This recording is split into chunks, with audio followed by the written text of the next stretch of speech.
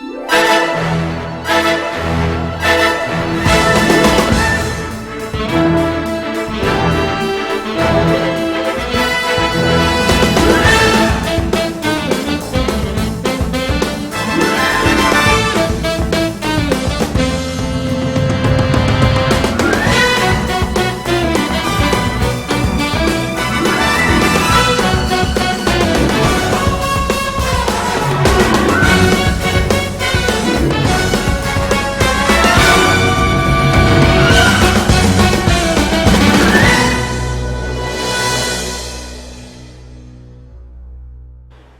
everyone, welcome back. Just getting ready to start our first turn of Sentinels in the Multiverse. Again, we're going to be doing something kind of different. Let me zoom in here for a minute.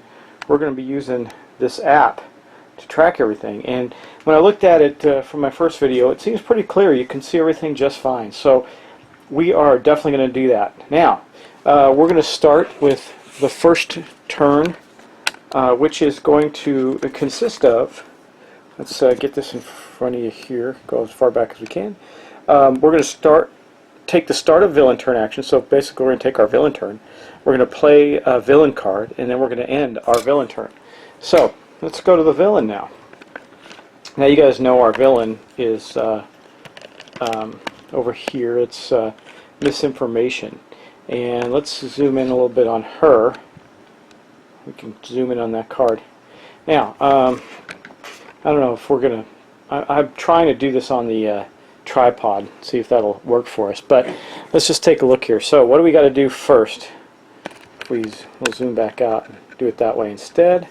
So what do we got to do first with her? Well, at the start of the villain turn, if there are heroes -1 or more clue cards in play, flip misinformation over to her villain card side. That is not the case. Then we also have an end of turn event. So let's see, do we have a beginning of turn event on this card? So no, it says at the end of, well, it says at the start of the villain turn, the players may destroy heroes, non-character hero cards, H meaning equivalent to the number of heroes, so 4. If they do, they can destroy this card. So that's pretty good because we're going to have to get rid of cards every turn, which will put us down 1 if we don't get this threat to the president diversion. She's diverting our energy so we don't focus on her and don't realize she's a bad guy. So I think what we're going to do is I'm quickly going to flip through and see if there's... Yeah, so see, here's a good example of one I can get rid of. Now, let me just make sure if that is at the start of the villain turn. Okay, at the end of the villain turn. What I want to see is we can get rid of that card. It says at the start of the villain turn, the players may destroy that number of cards. So if I can find 1 card per player, we can get rid of it. So like this is a good example. I have 2 of these hair trigger reflexes for Expatriate. It's ongoing limited, which means there can only be 1. So we can get rid of that one. Let me look on I'm looking at the cards for Wraith, and gosh, she's got some good ones. But they usually come up again. I tell you what we're going to do. We're going to get rid of this grappling hook card for her. So basically I'm already starting a bit of a discard pile with the characters. And we'll start doing that. And so I need 1 for Absolute Zero. I call them Sub-Zero, and that shows you where I'm at. Sub-Zero when I was doing the video, but it's Absolute Zero. Yeah, I got to be really careful with him because we want to make sure... Okay, we're going to get rid of this onboard module installation. So 1 from him, and then we just need 1 more from Raw, and he's got nothing but he's only got one shot to put up the 3 cards from environment. Okay, that one we can get rid of because it's not going to do us any good right now. So we're going to get rid of that, and we have successfully gotten rid of 4 cards. So 1 card per hero, which allows us to get rid of this diversion at the start of the villain turn. So we have destroyed this card. We're going to put it in her trash. Okay, so sorry guys, I had an interruption there, but I'm coming back to it. Just to go through it one more time, we're able to get rid of this card. It says at the start of the villain turn, the player Players may choose to destroy H, meaning number of heroes, non-character hero cards. If they do, they destroy this card. So we succeeded at doing that. We destroyed 4 non-character hero cards. And that's that. Now, so now we move to end of game villain effects. So it says here at the end of the villain turn, destroy X number of heroes, ongoing, or equipment cards, or X equals the number of diversion cards. Well, we destroyed the diversion cards, so there is nothing. So essentially, thematically, what that means is that while we're being diverted, she's going around and sabotaging our stuff. She's a very undermining villain, kind of an odd villain. But that's what it is. So that basically is going to end the villains. No, I take it back. We got to draw a card. I'm just saying. So we're going to play a card from our hand. So maybe before we do that end, because this is a diversion as well.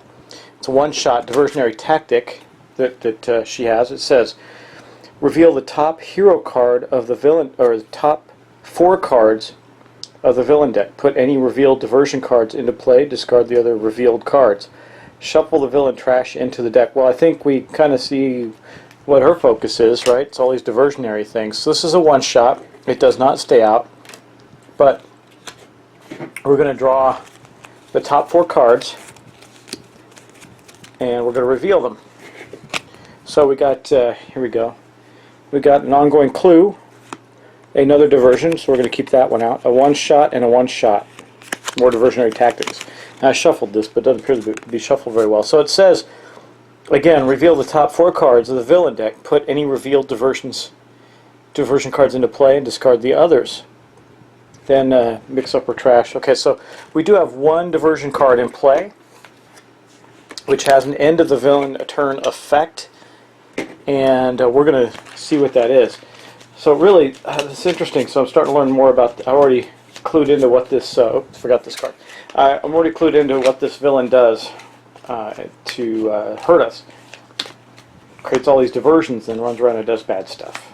Okay, so this diversion card, which got played during our turn, has an end of turn villain effect. It says at the end of the villain turn, this card deals heroes -2 heroes target with the highest hit points 2 melee and 2 energy damage each. So if we have no resistance, that equates to 4 damage each.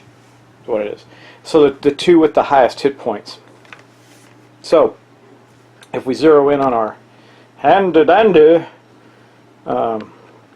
app here, we're going to see that when we look at this, we're going to see that the 2 heroes with the highest hit points, well, there's Expatriate and Absolute Zero have the same, so that means we get to choose. But we know that Raw has the highest hit points. Now, Raw, let me just check his card, make sure he doesn't have anything that would prevent this. No, he doesn't have anything out, because we don't have any cards out yet. So basically, he is going to take 4 damage. Yeah. Total, because it's heroes -2, so we have 4 heroes. So 2 heroes are going to take 2 hit points of melee and 2 hit points of energy. So that's now we can flip that between Expatriate and Absolute Zero. Neither of them really have any way to deal with that right now, so we're just going to have to take the damage. I think we'll give it to Absolute Zero, because Absolute Zero actually has a number of ways to circumvent the damage later on. So where it stands now is we got Absolute Zero at 25 hit points. He now has the lowest hit points along with Wraith. Expatriate has the most, and Raw has down to 26, and that's going to end that card. Now we do still have that end of the turn effect. So at the end of the villain turn, destroy X number of ongoing or equipment cards, where X equals the number of diversion cards in play. So while misinformation is diverting us, she's destroying our equipment while we're being diverted by these things. But here's the good news: we don't have any in play. We don't have any equipment cards or ongoing. So yes, so we are good there. That ends the villain's turn. So now we're going to go to the hero's turn. So we first go to any start of turn effects, and currently I don't believe we have any. I'm just going to take a glance, and this one's a new one for me. With this is a different Wraith card than the usual one. No, what's this power or her power? And then yeah, so none of them None of them do that. So the next thing that happens here, let me back up a bit, just show you. The next thing that happens is we're going to go to the hero start. I just glanced to make sure we didn't have any start powers. Then we're going to play your hero card. That's going to start with Expatriate. Okay, so here we are with Expatriate. We have 3 cards. All of them are not bad. This one's really, this Hollow Points is really the one we don't need to play that right now. But we do also have this Flak Jacket and the Hair Trigger Reflexes. These are one's an equipment and one's ongoing, so we're going to have to remember that next turn when Misinformation is trying to destroy our equipment. And that diversion that we have puts out, oh, I got to show you that, has hit points on it, this Diplomatic Envoy that's causing us issues. But anyway, we're going to take, I think we're going to start with the Flak Jacket. Actually, let's do this. Whenever a non-hero target enters play, Expatriate may deal the target 1 projectile damage. That's not too bad, because that affects both the environment and anything Misinformation puts out. So that's the card that we're going to play. Now, it's not a power, and it's not ongoing. So, basically what we have now is we have that in play. It is part of, she's now wearing a Flak Jacket. Or no, sorry, Hair Trigger Reflexes. Still got the Flak Jacket in our deck. Now, the next thing that we get to do is we get to use a power. So, Expatriate has Load, which allows Expatriate to play a power. And so, or play a card, that's her powers, to load another card. So, I think in the load phase, we might as well get a double whammy here and put the Flak Jacket on. The Flak Jacket says if Expatriate would be dealt 3 or more damage from a single source, prevent all of it and destroy this card. So, we're going to get 2 cards out for her, Flak Jacket and Hair Trigger Reflexes. Not too bad. That's a good start for her. Now we're just going to draw up her cards. Okay, we're going to draw the top card of her deck. It's Quick Draw, which is a one-shot that allows her to search her trash or deck, so we're going to keep that in hand, and then we're going to move on to Wraith. Okay, here we have Wraith. Now, right now, she's got a power that's called Last Stand. She's going to deal some damage. So, oh, before I do that, I want to show you something real quick. So let's go back to our board here with Misinformation. We have the Diplomatic Envoy card came out. So I need to tap that, and you can see the Diplomatic Envoy is the second one. You can see that put that card up there for her. Pretty cool, right? Yeah. So now that's in play, and we can go back to Wraith's turn. I just wanted to deal with that, so we had that on the board in case I do damage to that card. I'm not sure whether I am or not. Anyway, there's Wraith. She's got a few cards that we can play. Just going to put them right there for now. We got Micro Targeting Computer, which is an equipment. It increases projectile damage dealt by 2. She doesn't have any projectile damage right now. Let me see, does her power do projectile damage? No, it's melee. She has her Utility Belt, which means she can use an additional power during the power phase. I think we're playing that. She also has her one-shot throat jab, which just does damage. It says the Wraith deals 1 damage to 2, 1 target damage, 2 melee. She would do that, and she'd be able to do 1 more from her attack, her power attack. But she's going to get to use 2 powers this turn. So that's going to be her. So she didn't have any start of player powers. Then she played a card. Now she's going to use her power. Now, because of the Utility Belt, she gets to use 2, an additional power. So for the first thing, what she's going to do, she's going to use her Last Stand ability. It says Power. The Wraith deals up to 2 targets 1 melee damage each. Well, that's fine. We got 2 targets. Nothing's stopping us from damaging Misinformation either. Wait a second. I wonder if I can. Interesting, interesting. There's no way to damage her, so we have to get these. Oh, I see. Okay, starting to get used to her. We can't damage her right now. We have to get out clues. And those clues will reveal our villain to us. Right now, she's still working at the desk in the office, being all demure and not causing us any problems. So we are going to do damage, but unfortunately, it's just going to be 1 point of damage up here to our Envoy. We're going to do 1 point to 13. Now we get to use a second power, an additional power. I don't think that has to be, from what I understand, it does not have to be a different power. It can be the same one. So we're going to use, it says you may use an additional power. I don't know if that's fair or not, saying that we get to use her same power twice. It does say an additional power, Power is kind of a generic term.